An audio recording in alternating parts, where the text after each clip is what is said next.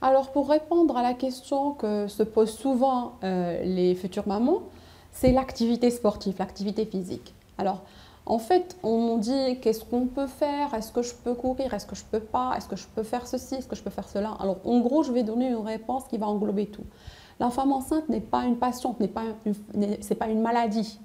C'est seulement une gêne due au fait qu'elle va avoir un surpoids, qu'elle a un déséquilibre hormonal, qu'elle a des modifications au niveau de son corps. Comme j'ai parlé tout à l'heure de la capacité résiduelle fonctionnelle qui diminue, la capacité résiduelle fonctionnelle respiratoire qui diminue de 20 à 30%.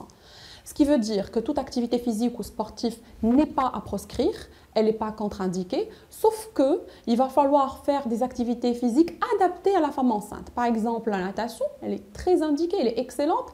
La gymnastique médicale, que ce soit chez le kinésithérapeute ou des exercices qu'elle apprendra elle-même, surtout avec un ballon de gymnastique médicale.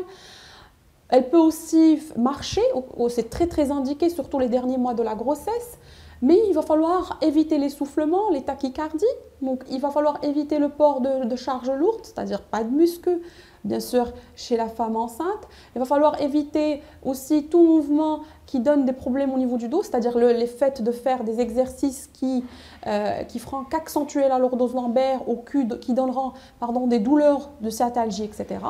Donc, le conseil que je pourrais donner à ces futures mamans, c'est de faire de la marche, de la natation et puis d'aller voir leur kinésithérapeute pour leur montrer les exercices qu'ils pourront faire en gymnastique médicale.